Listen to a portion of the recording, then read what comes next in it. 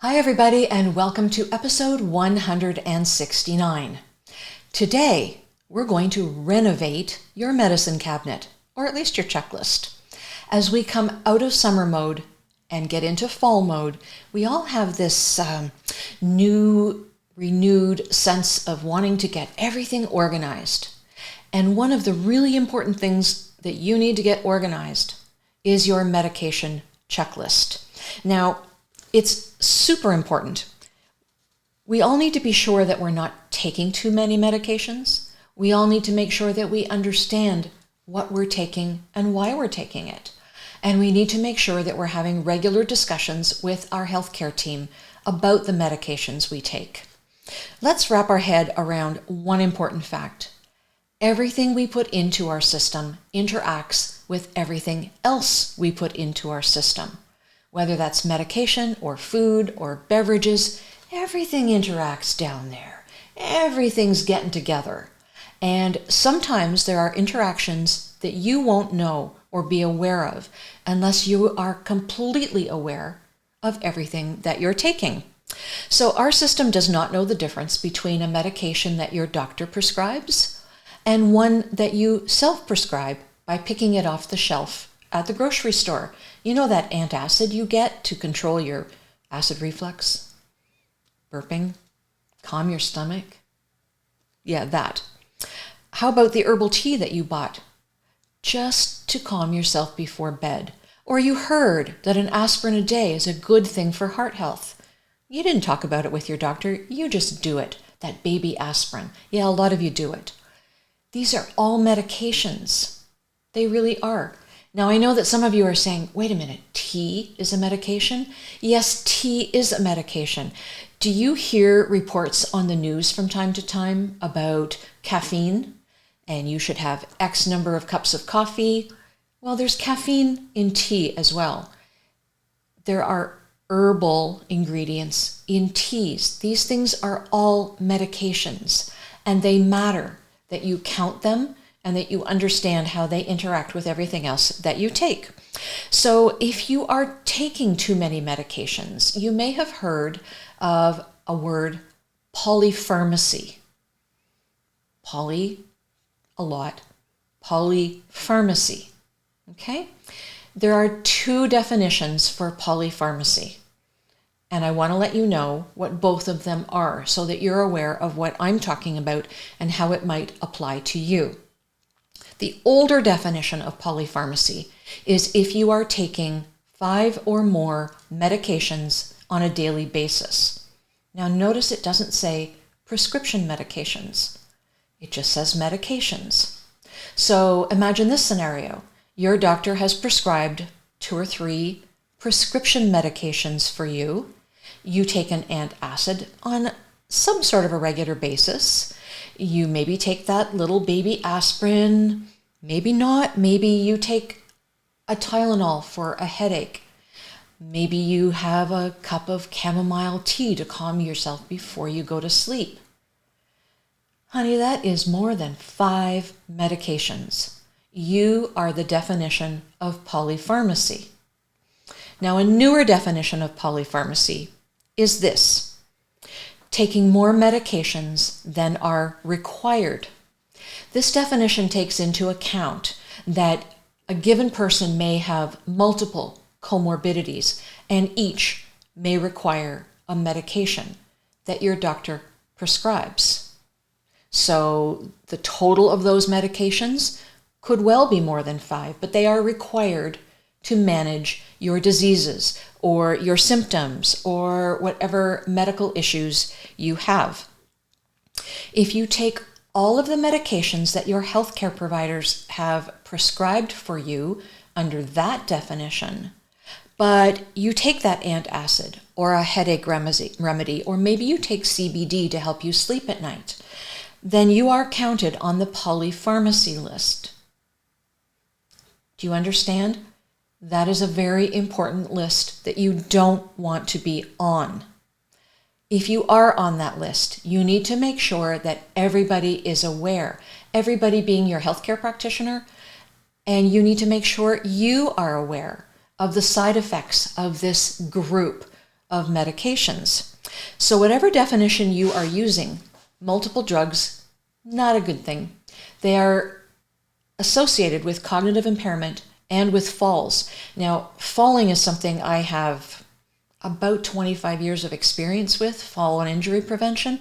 I can tell you that a bad fall is the quickest way to lose your independence. So you need to be proactive and make sure that you are taking care of the things that may be making you dizzy or lightheaded or maybe having interactions with the other things that you're taking, and everything has a bad side effect or a bad consequence potential, okay?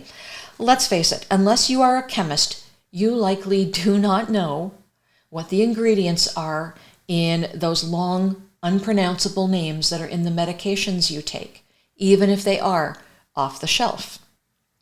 You won't know what's causing that rash or what's making you lightheaded if you don't understand what you're taking very thoroughly and understand how it interacts with everything else, okay? When you go to the emergency room, and let's face it, we will all be there at one time or another, that team is going to want as much information as you can possibly give them. The more time that you save for them, the more time that they will be able to spend understanding the diagnosis and getting you on the treatment plan to make you better. Now, if you're in the emergency room, you're probably flustered. It's a traumatic event that is going on. It could be confusing. You might not be able to remember all the medications that you're taking. Probably you will not be able to. Will your partner? Will your adult child, who may be called when you go to the emergency room, will they understand what you're taking? Probably not. And it's understandable. Here's the kicker. What if you're unconscious? Then you really can't tell them. Here's what I want you to consider doing. When you have a really quiet period of time and an hour or two to yourself, I want you to get out every medication that is in your medicine cabinet, everything that your healthcare team has prescribed for you, everything you take. It may not be on a daily basis. If you take it 2 or 3 times a week, it should be on the table in front of you, okay? Every CBD product, every herbal tea, every cannabis item that you buy, use. This is no time to be shy. Get it all out there. This is your health we're talking about, particularly in an emergency situation. If you have a membership to theoldish.com, I want you to go there and under the toolkit, choose medication checklist. This is something you can do on your computer, your laptop, your tablet, whatever you've got. You can even do it on your phone. It'll work. If you don't have a membership to the Oldish, go get one. It's free. You do need to establish a password because it's none of my business or the business of anybody on my team to know what you might put on a medication checklist or any of the other documents that can be found at theoldish.com in that toolkit. When I designed this medication checklist, I wanted it to be editable, so that you wouldn't have to constantly be repeating what you had already done. If a doctor added a medication or took away a medication or changed a dosage, I wanted you to be able to just go to the checklist and change that one thing. I wanted it to be printable so that you could print it out and take it with you to every medical appointment and to every visit to the pharmacy where you're picking up or choosing medications.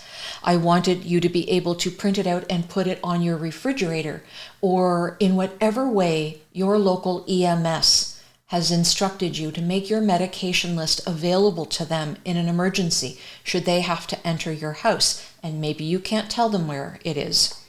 I wanted it to be shareable so that you could email a copy to your healthcare provider, so that you could email a copy to your partner or to your adult child who maybe has some legal medical right to participate in your evaluations and treatment. They need access to that. I had an emergency room physician review this medication checklist before we went live with it, just to make sure that it was good. So it was in the draft stages. He told me he wished everybody who came through the doors of his ER had a list just like that. It would save so much time reaching a diagnosis and getting a treatment designed and underway. He also told me that in the absence of a list, the EMS, at least in the area where he practiced, would typically do this: stabilize the patient and then go to the medicine cabinet with a bag and empty everything from the medication cabinet into this bag and bring it to the hospital. And then the healthcare professionals there would have to sort out your medications and, together with the blood work, trying to figure out what's in your system.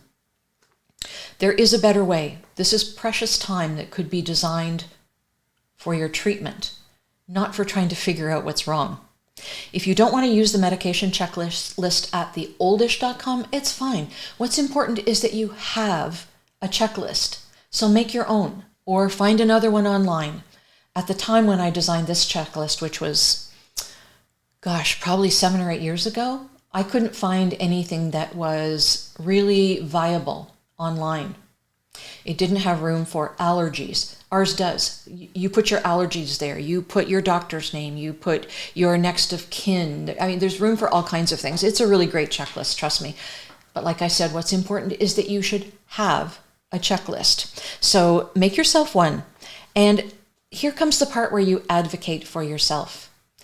Take this checklist with you to every healthcare appointment that you have. Discuss your list with your doctor at every appointment. Do you still need to be taking all of these medications? Are the dosages correct? If something's being added, does something need to be taken away or dosages adjusted? You need to have that conversation. You can ask about interactions, but the best person to ask about interactions between medications is actually going to be your pharmacist. So when you go to pick up any medications, even if it's just a repeat of the script, take your list with you. If there's something new on it, ask the pharmacist about interactions. They're very well schooled about that. Ask if your list of medications and dosages are still appropriate. You can ask that of your healthcare team. You can ask that of the pharmacist. If anybody raises any red flags, deal with it. You can ask about the interactions. As I said, don't forget to add any new medications to the medication checklist. Renovations aren't always about building. Sometimes they're about making adjustments to the life you're currently living, your thinking, or your activities, because what we want to do is make your life better for you. And this is a really important thing that you can do to advocate for yourself and renovate your life all at the same time. Thanks for tuning in, everybody. Join us again next week. I'll see you then. Bye.